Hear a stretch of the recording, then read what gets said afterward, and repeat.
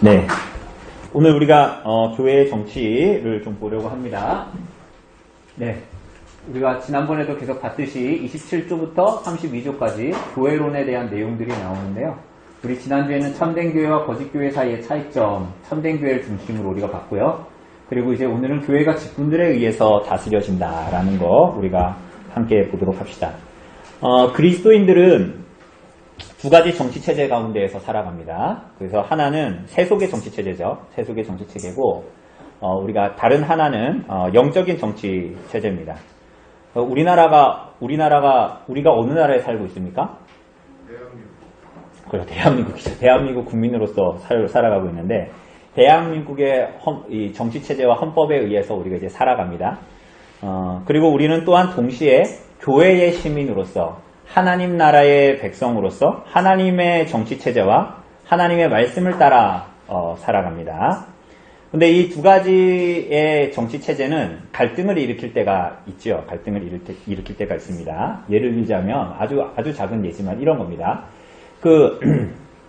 이현이가 지난주에 우리 학교에 금과초등학교 입학을 했는데, 입학할 때 처음에 뭐 합니까? 처음에 입학식을 하죠, 입학식. 그 입학식을 시작할 때 이제 가장 먼저 뭐 합니까? 국기에 대한 경례를 합니다. 그러니까 요즘에는 태극기 보고 안 하고 이렇게 실내에서 막 하고 그러기 때문에 이렇게 싸가지고 이 빔으로 싸가지고 막 태극기가 이렇게 딱 이렇게 나오고 막 그래요.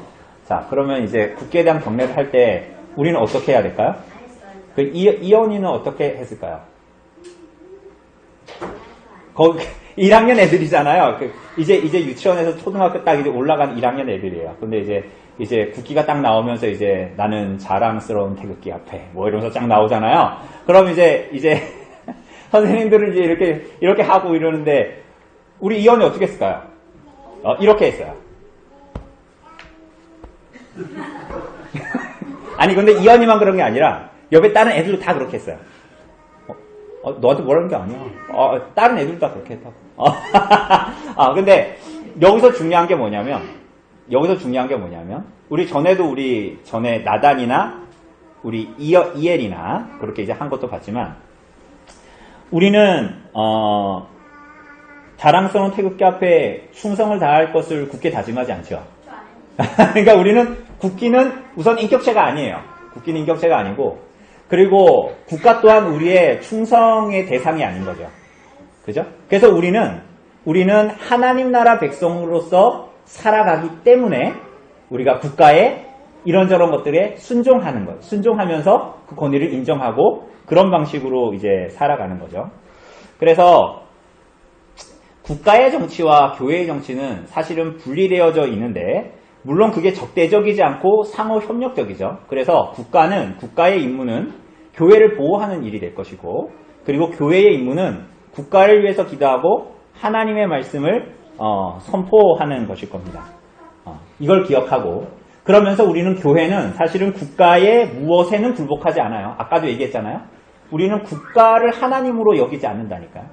근데 국가에 우리는 굴복하지 않아요. 우리는 하나님과 하나님의 말씀에 엎드리고 굴복할 뿐이죠. 그죠? 그리고 하나님께서 국가를 허락하셨다라는 것을 우리는 받아들이는 거예요. 그죠? 예를 들면 이런 거예요. 여러분, 독일의 히틀러가 잘못된 가치와 기준을 가지고 이 전쟁의 정당성을 주장하고 그런다 할지라도, 그리고 국가에 그게 혹시 도움이 되고 국가의 경제에 도움이 된다고 한들 교회는 그 주장들의 장단을 맞춰서 춤을 출 수는 없겠죠.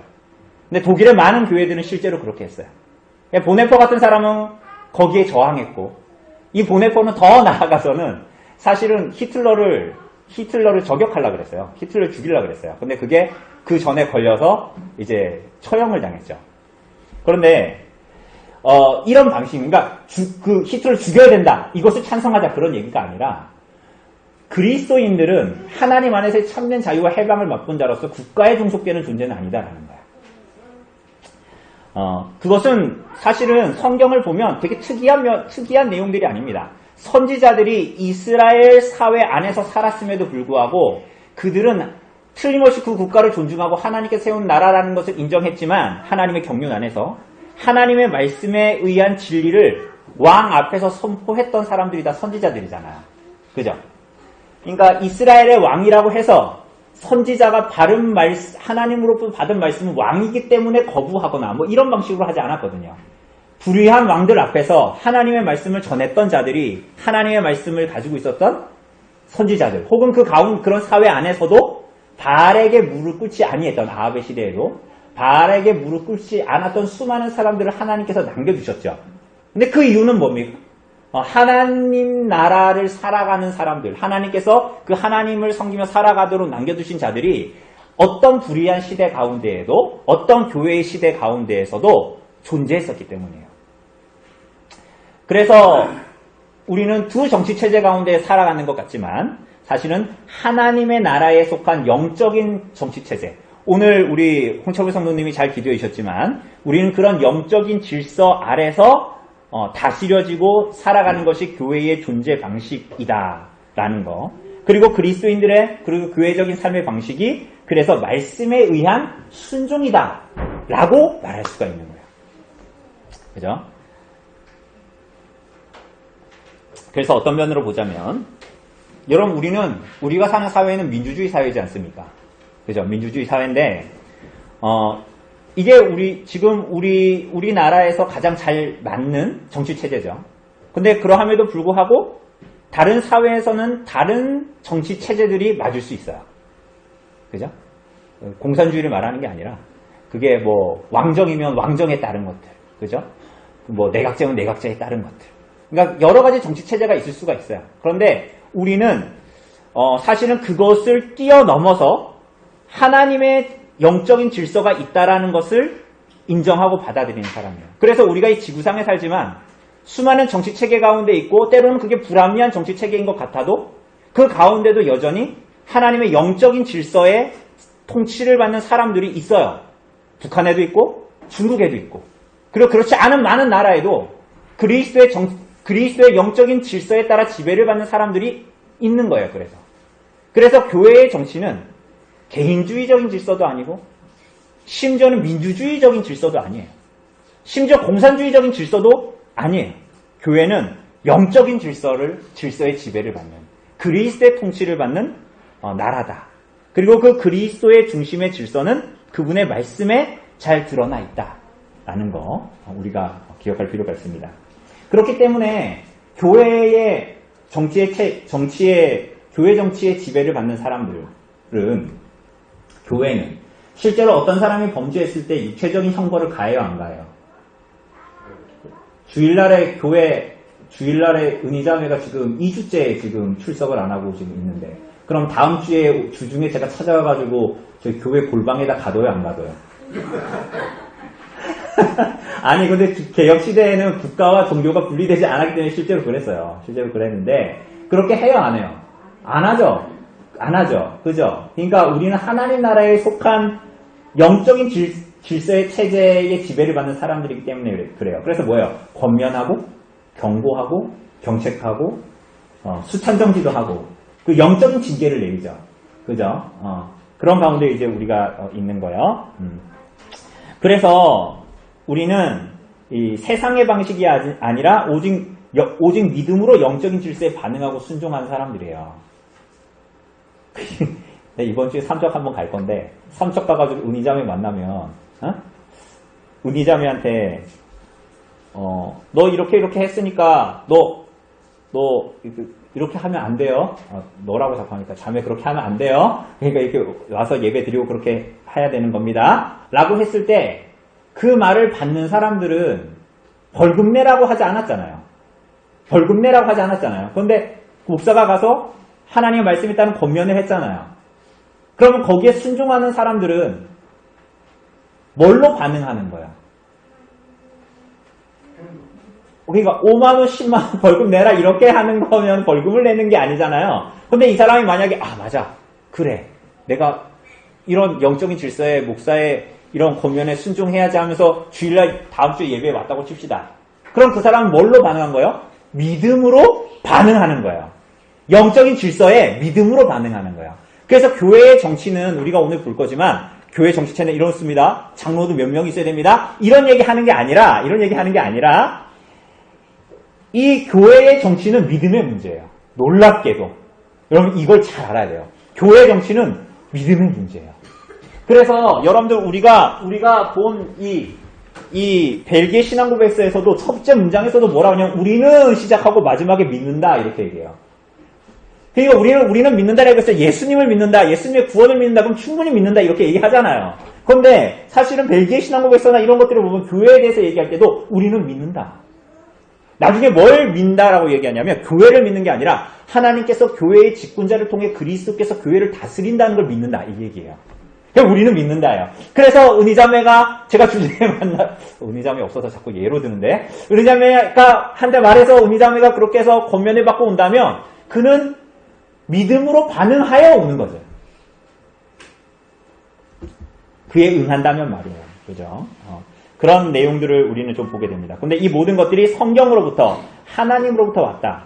그러니까 우리가 어떤 교회 정치에 대한 입장을 스스로 만든 것이 아니다라는 것을 얘기하는 거예요. 그래서 하나님의 아들이 교회를 모으신다는 것만이 아니라 그분께서 교회의 직분과 직분자들에게 정치를 그리고 교회의 직분과 직분자들과 정치를 주신다라는 걸 우리는 믿습니다.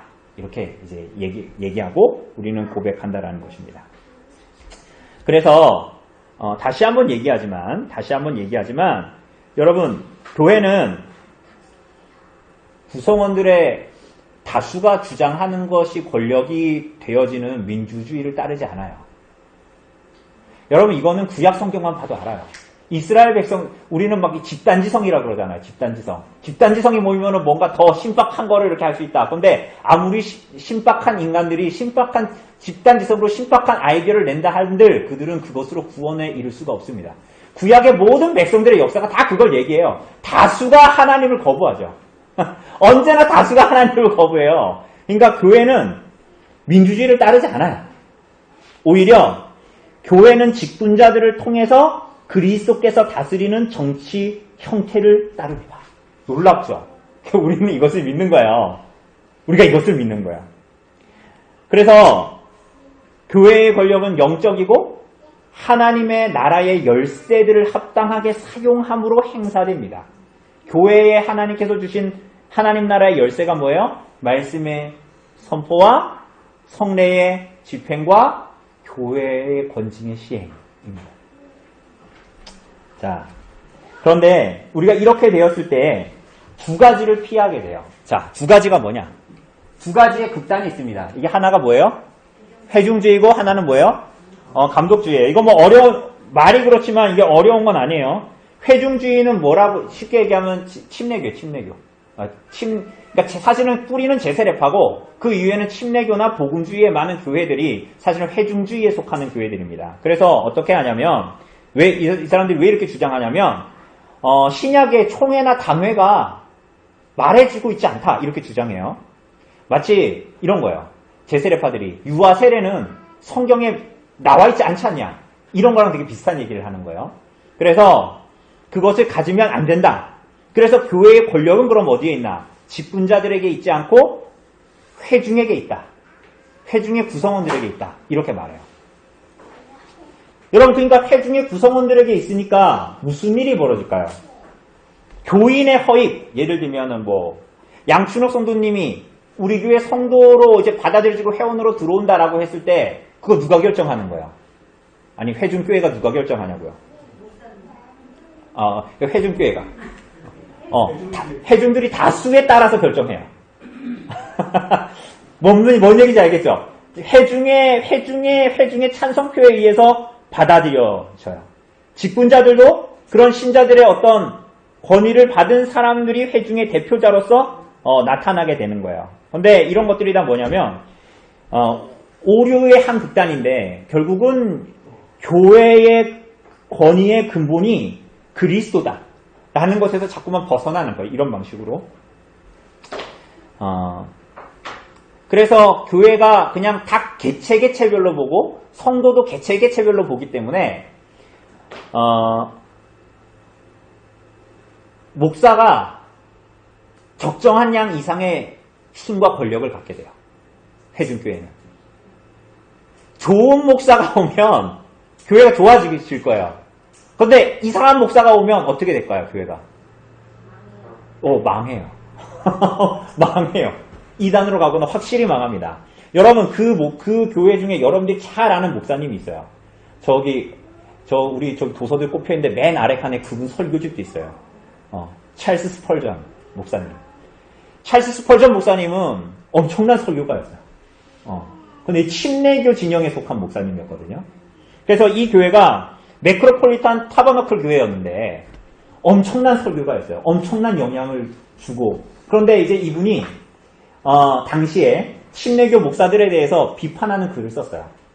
회개해라 뭐 이런 식으로 목사들을 깐 거지. 그것 때문에 갈등이 일어나가지고 어떻게 했냐면 이 찰스 스펄전 목사님 교회가 침례교 진영에서 탈퇴했습니다.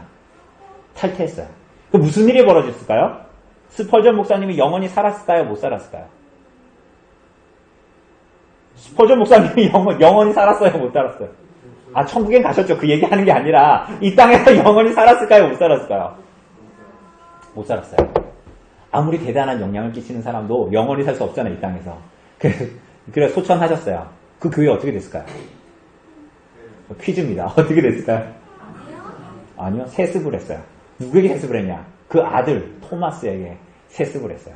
그런데 그 아들에게 그만한 영적인 은사가, 설교자로서의 영적인 은사가 물론 목사였지만 그런 영적인 은사가 찰스 스펄전만큼 있었을까요? 없었을까요? 없었어요. 교회가 많이 힘들어졌어요. 육체적으로 연약했고. 그러니까 한 사람에게 집중된 무엇이 이런 방식으로 나타날 수 있다는 거예요. 근데 물론 이것은 그렇기 때문에 교회가 그러면 안 된다는 것이 아니라 성경에 근거한 무엇이어야 한다는 것을 계속 얘기하는 거예요. 이것과 반대가 있죠. 양극단이에요. 양극단 뭐예요? 감독주의예요. 감독주의. 감독주의는 뭐냐면 우리가 그 카톨릭이나 이런 데서 다 보는 거예요. 그래서 사도들의 직접적인 승계자인 주교자를 통해서 교회의 하나됨을 이루고, 그리고 카톨릭으로 보면 교황이 있고 그 아래 뭐가 있어요? 대주교와 주교와 사제들이 있는 방식으로 굉장히 이제 수직적인, 그리고 회중교회는 어때요? 굉장히 독립적인 이런 방식을 이제 가지면서 교회를 이루는 거야. 근데 여기서 중요한 게 뭐예요? 성경이 무엇을 가르치냐가 되게 중요한 거 아닙니까? 결국은 성경이 무엇을 가르치는가. 그래서 성경적인 방식에 기초한 것을 뭐라고 그래요? 여기에 주의가 나왔으니까 회중주의, 감독주의가 아니라 성경에 기초한 그게 뭐예요? 성경적인 방식에 기초한 거. 우리가 좋아하는 말 있잖아요. 개혁주의 혹은 장로주의 체제라고 부르는 거야. 그래서 우리는 어디에 속해 있어요? 그렇죠. 장로교회에 속해 있는 거야. 그래서 성경을 보면 성령이 임해서 회심이 일어난 때마다 그곳에는 장로와 감독들을 계속 둬요. 에베소도 그렇고 다른 소아시아의 많은 교회들이 다 그랬어요. 그래서 개혁주의 교회관에 의하면 그리스도만이 교회의 유일한 권위. 그래서 그분께서 이 권위를 목사와 장로와 집사의 직분을 통해 행사하신다. 이렇게 우리는 고백합니다. 자, 그래서 하나님께서 영적인 질서에 따라 목사, 장로, 집사를 세우시고 교회에 이러한 직분을 두신 것은 교회가 받은 축복이에요. 복의 선물입니다. 그래서 보면 에베소서 4장 7절 말씀입니다. 같이 읽어봅시다. 시작. 우리가 각 사람에게 그리스도의 선물의 분량대로 은혜를 주셨나니 하면서 에베소서 여기에 직분에 대한 내용들이 막 나와요. 그 은사들에 대한 내용들이 막 나와요. 그러니까 이 직분들은 사람들이 이렇게 하다 보니까 필요해서 주어진 것이 아니라 하나님께서 그 교회의 필요를 따라서 하나님이 세우신, 사람의 필요가 아니라 하나님이 세우신 것이다 라는 거예요. 이 직분자를 세워서 참된 신앙을 교회에서 보호하고 보존하고 성도를 온전케 하고 봉사의 일을 하게 하고 그리스도의 몸을 세우시기 위해서 이러한 일들을 이렇게 직분자들을 세우시는 겁니다. 그래서 목사와 장로와 집사를 교회의 항존직이라고 부르죠. 사도나 선지자나 이런 사람들을 뭐라고 불러요? 교회 창설 직원 혹은 비상 직원이라고 불러요. 그죠? 초대교회에 그 필요했던 사람들이기 때문에 그런 거야. 그런데 지금은 사도나 이런 사람들, 선지자 이런 사람 있어요, 없어요? 내가 선지자네, 사도네 이런 사람들은 이단이에요. 오늘날은 목사와 장로와 집사가 있는데 목사와 장로와 집사는 다 뭐예요? 무슨 직이라고요? 항존직이에요. 왜 항존직일까요? 그렇죠. 한돈 목사는 영원한 목사입니까? 항전직이라면서요. 그럼 한 번 목사는 영원한 목사예요? 저 은퇴하면 목사라고 부르지 마세요. 제가 은퇴할 때 여러분 계실란가 모르겠는데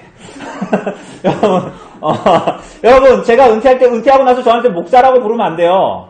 그죠?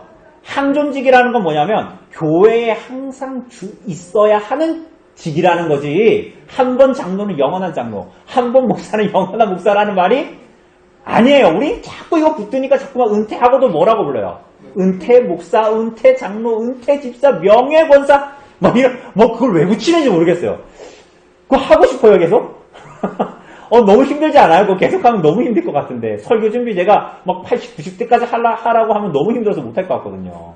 근데 항존직이다 이렇게 불립니다. 그래서 그리스도께서 직분자들을 임명하시고 그리스도의 이름으로 교회를 다스릴 자격을 주시는 거예요. 그래서 이 사람들을 뭐라고 부르냐?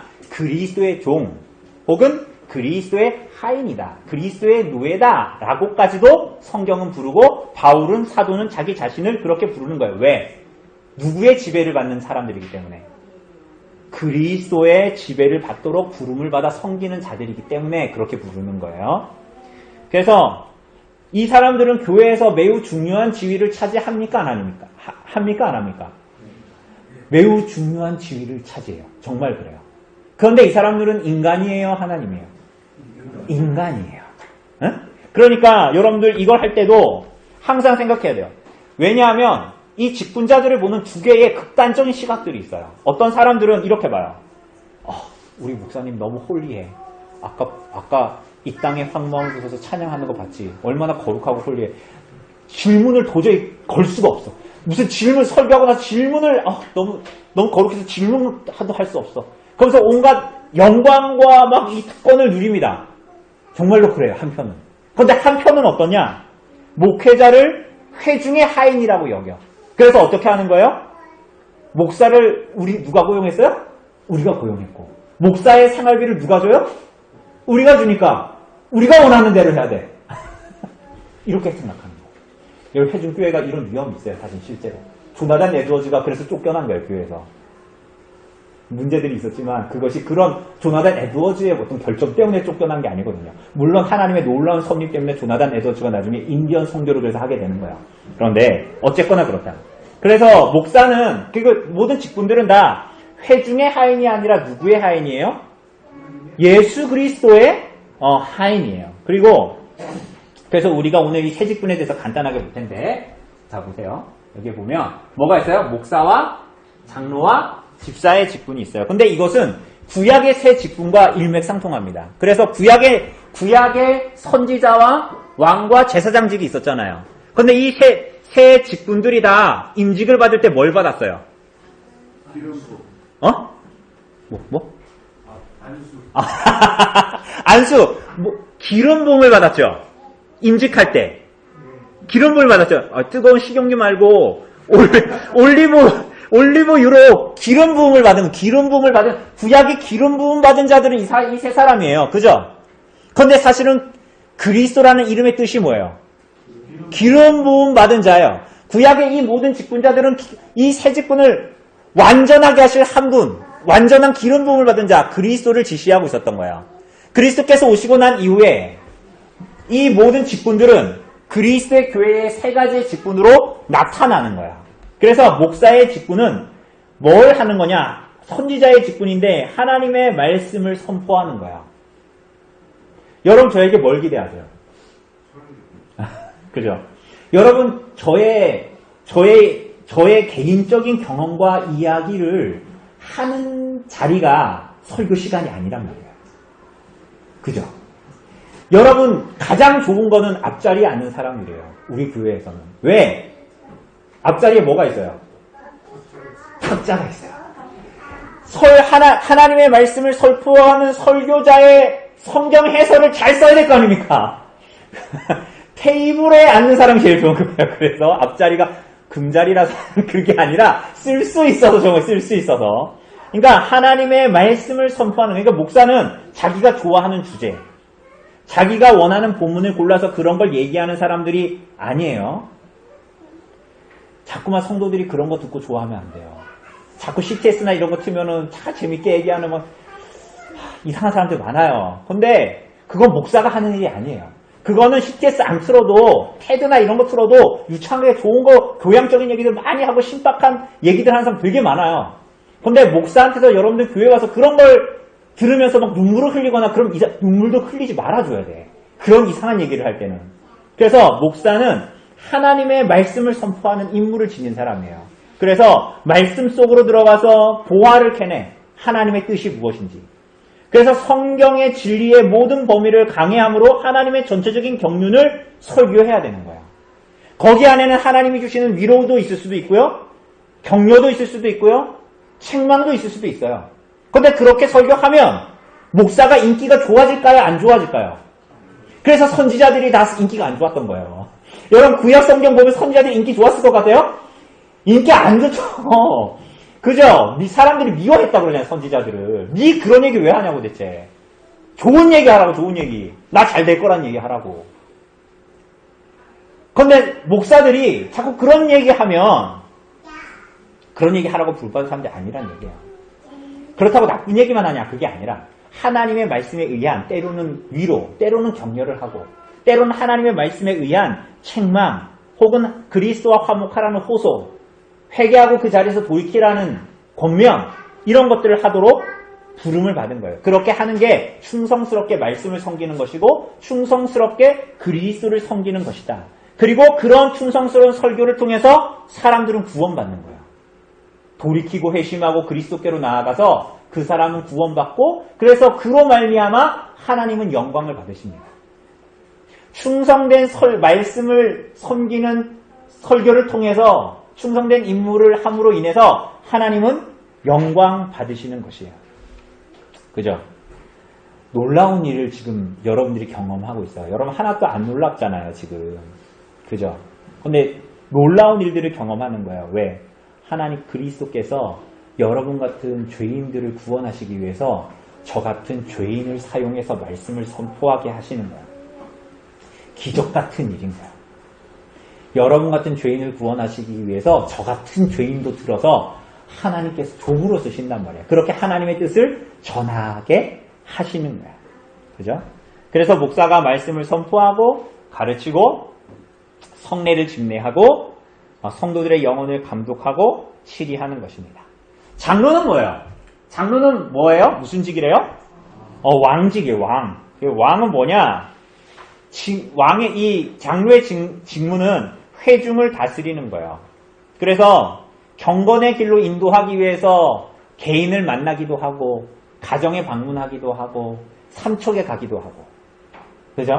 그래서 말씀으로 그를 격려하기도 하고 위로하기도 하고 또 책망하기도 하고 그리고 그렇게 해서 양떼의 목자이신 그리스도를 계속 바라보게 하는 거예요. 그러니까 이걸 우리가 일반적으로는 신방이라고 얘기하죠. 근데 신방할 때도 그 가정의 아이들도 같이 거기에 참석해야 될까요? 말아야 될까요?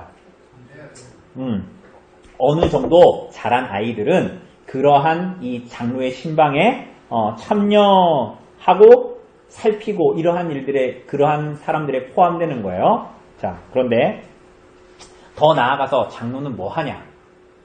회중만 다스리는 게 아니에요. 그럼 누구도 다스릴까요? 누구 다스릴 것 같아요? 장로들은 누구를 다스릴까요? 회중들만 다스리는 것이 아니라 목사도 다스립니다. 자, 이걸 이제 잘못 받아들이면 어떻게 되냐? 장로들이 목사의 상사로 목사의 상사처럼 생각을 하게 되는 거예요. 그래서 여러분 그 노회에 가면 좋은 노회는 안 그런데 이상한 노회를 가면 정치체제를 믿음으로 바라보지 않는 장로교 노회에 가면 어떻게 되냐? 초임 장로를 이 기존에 있었던 장로들이 불러. 그래가지고 목사한테 잘 그렇게 하지 말고 목사한테 어긋장 놓고 순순하게 따라가면 안 된다고 이렇게 얘기하는 거예요. 길들여야 된다. 나쁜 말로. 아주 교회를 망가뜨리는. 그러니까 교회를 세상의 정치체제로 보는 거예요. 사람들은. 그런 사람들 많아요. 실제로. 물론 안 그런 장로들도 많아요. 근데 그런 장로들이 굉장히 많아요. 근데 그런 사람들이 나중에 교회를 힘들게 하는 거예요. 자, 그래서 그럼 장로가 목사를 다스린다는 게 뭐냐? 그리스도께서 장로들에게 이 임무를 주셨는데 목사가 용가리 통뼈가 아니잖아요. 그러니까 목사의 설교가 목사가 헛소리를 하는가? 장 누구 목사처럼 자꾸 설교단에서 자꾸 재밌는 얘기 나오고 그러고 있는가? TV에 나오는 것처럼. 설교가 정말 하나님의 말씀을 해석하는가? 그거를 잘 관찰하고 감독하고 목회자의 삶의 일반적인 삶의 행실을 감독하는 거야. 그러니까 실제적으로는 목사를 돕는 일을 사실은 하는 거죠. 이런 방식으로. 목사를 돕고 지지하는 방식의 삶을, 임무를 감당하도록 부름을 받은 거야. 세 번째는 뭐예요? 무슨 직분이에요? 집사의 직분이에요. 집사의 직분은 대제사장이신 그리스도의 긍휼을 나타내는 직분이에요. 이 직분의 유래는 우리가 알다시피 사도행전 6장에서 그 가난한 자들을 구제하는 일로 나타나지 않습니까? 그런데 가난한 자들에게 여러 가지를 나눠주고 구제하잖아요. 그것은 뭘 얘기하는 거예요?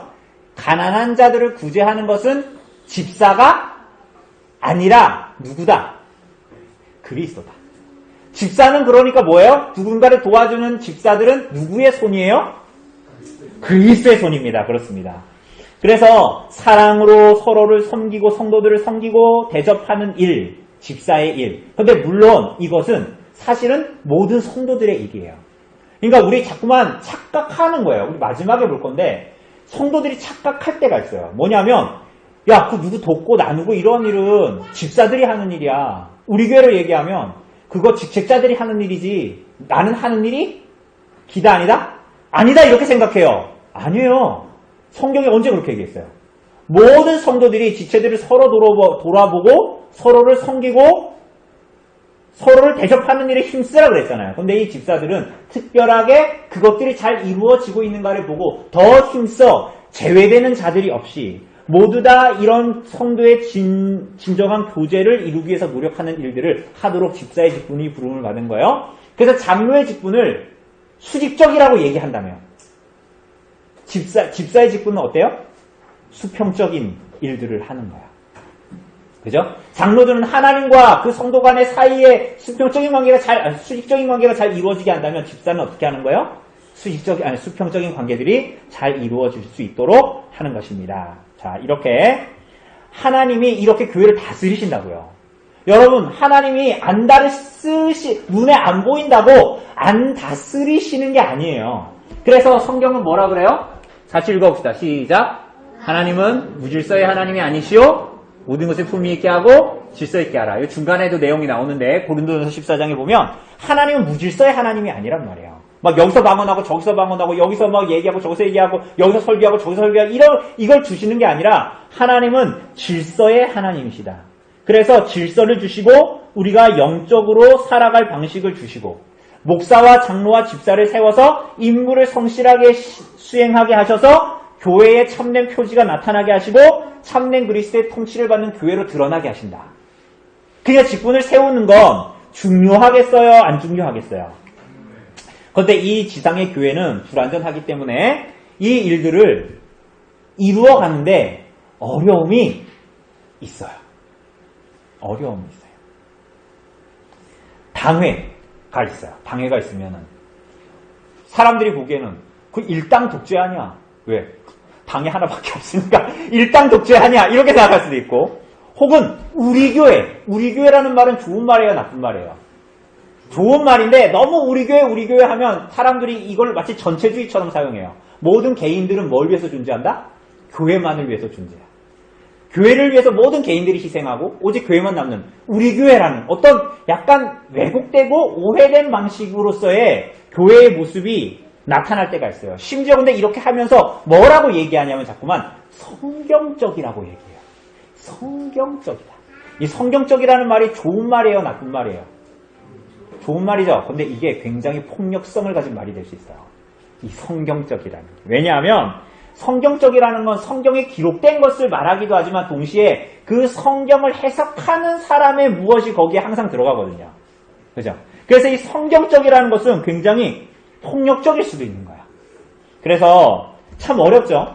교회가 그래서 개혁되는 일은 참 쉽지가 않아요. 그래서 교회 정치를 목사와 장로와 집사가 이렇게 있는 교회의 정치, 그리스도께서 통치하시는 교회, 조직교회라 그러죠. 우리도 언제가 조직교회가 되었으면 좋겠어요. 그게 우리의 소원이고. 그럼 조직교회가 된다. 그러면 끝이 아니라 그것이 바로 교회 정치의 시작일 뿐이에요. 왜냐하면 끝없이 이 땅의 성도들은 개혁되어져야 하는, 그러니까 교회 정치가 세워졌다고 해서 교회가 천국이 되는 게 아니잖아요. 그죠? 왜 그러냐 하면 인간의 개혁이 계속적으로 이루어져야 하기 때문이에요. 왜냐하면 우리가 모두 다 그리스도를 믿고 성도가 됐을 때 그럼 여기가 천국이 되는 건 아니잖아요. 천국이 돼요? 천국이면 여러분들 지금 집에 안 가고 싶은 마음이 안 들겠죠. 여기에 계속 있고 싶을 거 아니에요. 그런데 집에 가고 싶잖아요. 그러니까 이게 무슨 얘기냐면 끝없이 교회 정치가 개혁되는 것뿐만이 아니라 교회 정치에는 누가 있어요, 사실은. 그 안에는. 사람들이 있잖아요. 사람이 개혁돼야 돼. 전에도 얘기했잖아요. 개혁주의를 표방하는 목사들이 많아요.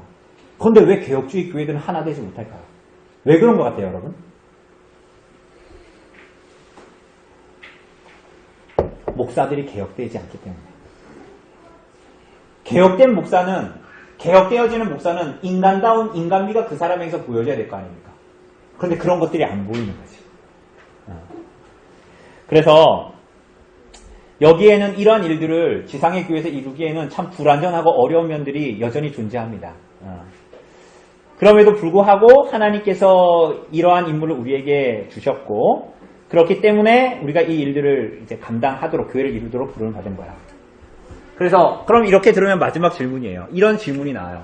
그럼 장로교회, 개혁교회 성도들은 교회 일에 의사표시나 개입을 할 수 없다는 말인가? 왜? 당회가 있고 목사, 장로, 집사가 있으니까 다 알아서 한다고 생각을 할 거 아닙니까? 여러분 어떻게 생각하세요?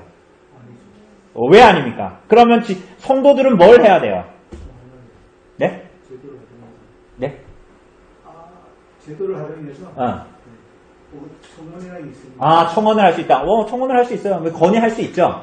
그런데 본질적으로 사실은 이런 얘기를 한다기보다 오히려 어떤 사람들은 이런 얘기를 걸어서 자꾸 시비를 걸고 싶은 거지. 홍천 성사가 그렇다는 게 아니라 이런 방식을 건의를 할 수 있잖아요. 그렇지 않습니까? 그런데 이런 식으로 시비를 걸고 싶은 사람들도 있어요. 그래서 이 말을 들었을 때 교회 의사표시나 개입을 할 수 없단 말인가? 있죠. 건의나 통해서 이런 걸 통해서 할 수 있어요. 근데 본질적으로 성도들은 뭘 할 수 있냐? 직분자들을 위해서 기도할 수 있어요. 굉장히 중요한 거예요. 이게 그리스도의 영적인 질서의 통치를 믿는 사람들은 반드시 그렇게 하는 거예요. 왜냐하면 아무리 직분자들의 중요성을 제가 막 벨기에 신앙법에서 요리운다고 하면서 강조해도 또 그런 사람들을 세운다고 해도 성도들의 기도가 없으면 직분자들은 이 일들을 제대로 감당할 수가 없어요. 그러면 기도하지 않으면 그 사람이 냅두면 이상한 방식의 무엇을 하게 된다라니까요. 그래서 성도들은 그리스도께 기도해야 돼요. 뭐라고 기도해야 돼요? 직분자들을 그리스도의 영으로 충만하게 해달라고. 지혜와 용기와 통찰을 달라고. 양들을 그들이 어떻게 먹여야 할지를 알게 해달라고. 직분자들이 더 준비되어지게 해달라고 기도해야 돼요. 정말로 그래요. 아까 좀 전에 얘기했잖아요. 매크로폴리탄 태버너클 처치 찰스 스펄전 목사님이 너무 영적인 설교도 잘하고 그런 그 시대에 사람들에게 많은 영향을 끼치니까 당신의 설교는 대체 어떻게 그렇게 나오는 겁니까? 어떻게 당신이 그렇게 설교할 수 있습니까? 그러니까 찰스 스펄전 목사님이 어떻게 했어요? 그 사람들을 어디로 데리고 갔어요? 어디로 데리고 갔어요? 교회당으로 데리고 갔어요. 그 교회당의 문을 열었어요. 교회당 문을 열었는데 그 안에 뭐가 있었어요? 성도들이 기도하고 있었어요. 수많은 성도들이 기도하고 있었다고. 누구를 위해서 기도했을까요? 목사를 위해서 기도했겠죠? 장로와 집사들을 위해서 기도했겠죠? 그죠? 그래서 찰스 스펄전 목사님 뭐라 해요? 내가 이런 설교를 할 수 있고 그로 말미암아 교회를 우리가 함께 이룰 수 있고 이 모든 것들이 뭐 때문이다? 성도들이 직분자를 위해서 기도하기 때문이다. 직분자를 세우는 일보다 어쩌면 훨씬 더 중요한 일은 성도들이 교회를 위해서 기도하는 거예요. 이런 기도가 없으면 교회는 시들어가기 시작합니다. 기억하십시오.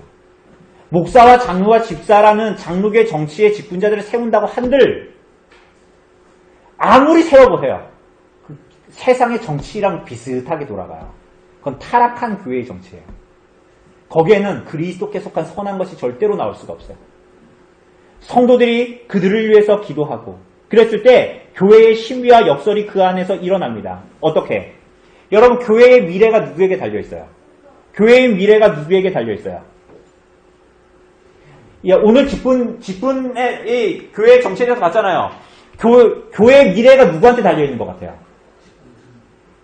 누구에게 달려있는 것 같아요? 교회의 미래가.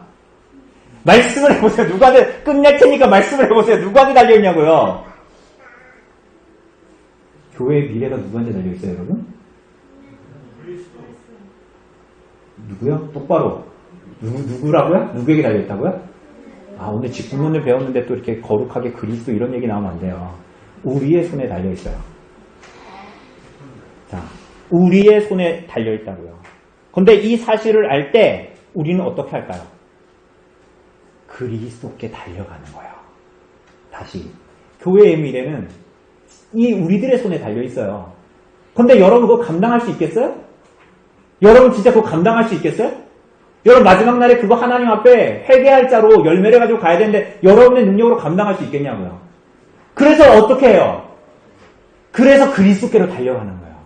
그래서 그들이 그리스도께로 달려가서 어떻게 해요? 주님, 만약 이게 나한테 달려있는, 내 손에 달려있는 문제라면 그 결과와 열매가 대체 무엇이겠습니까? 주님, 제 손은 죄로 더럽혀져 있고 제 손에는 어떤 능력도 없습니다. 그리스도의 손 안에 있는 주의 은혜로만 안전합니다. 도와주십시오. 주의 백성들을 보십시오. 이 교회의 주의 백성들을 보십시오. 주님, 자비와 긍휼을 베풀어 주십시오. 나 같은 자를 세워주셨으니 주님, 긍휼을 베풀어 주십시오. 라고 기도할 수밖에 없겠죠. 그렇게 모든 성도들은, 직분자만이 아니라 모든 성도들은 하나님의 다스리심에, 그리스도의 영적인 질서에 모두가 겸손하게 각자의 직무에 순종해서 충성하는 그리스도의 종과 노예로 살아가게 됩니다. 너무나 아름다운 교회의 모습이지. 불완전하지만 그 안에는 하나님의 은혜의 신비와 역설이 숨어져 있는. 그래서 사람을 보고 끝없이 실망하지 않고 그 남은 자들이 하나님의 통치를 여전히 기대하고 소망하고 기름 부으신 자 메시아 그리스도가 오늘도 교회를 다스린다는 믿음을 잃지 않고 우리가 교회를 이루면서 살아갈 수 있는 것입니다. 그리고 나중에 결국은 그리스도께서 왕이신 완전한 하나님의 나라의 교회에 입성하게 되는 것이지. 우리가 그 나라를 바라보면서 이 땅에서 교회 생활을 하는 거예요. 우리가 이 사실을 잘 알고 교회의 정치가 오늘 포커스는 하나예요. 여러분 교회의 정치라고 해서 세상의 정치를 생각하면 안 돼요. 교회의 정치는 그리스도께서 다스리십니다. 사람들을 통해서 그리스도께서 교회를 다스리시고 온 세상의 역사도 그 그리스도께서 교회를 위해서 세상의 역사도 다스리시고 있는 거예요. 여러분 오늘 요즘에 그 구약 성경 봉독할 때 다니엘서 있잖아요. 뭔 말인지 알아듣겠어요? 못 알아듣겠어요? 못 알아듣겠지. 그게 이제 안티오쿠스 뭐 이런 많은 그 역사에서 실제로 벌어졌던 일들을 예언처럼 말하는. 근데 이 다니엘서의 내용이 우리하고 지금 상관이 있어요? 없어요? 없죠. 그죠? 근데 왜 이렇게 기록하고 우리는 왜 이걸 읽고 있을까요? 이 땅의 모든 역사의 주인이 누구시다? 하나님이시다. 오늘도 하나님은 다스리신다. 그분이 왕이시다. 그분이 온 세상을 교회를 위해서 다스리시고 교회도 그냥 인간 냄새 풀풀 나는 사람들만, 죄인 냄새 풀풀 나는 사람들만 있는 것 같지만 그리스도께서 교회를 다스리시다. 그것이 바로 교회의 정치다. 라는 것을 얘기합니다. 우리가 이걸 기억하고 하나님의 교회를 그렇게 사랑하고 주님께 긍휼과 자비를 구하면서 기도하면서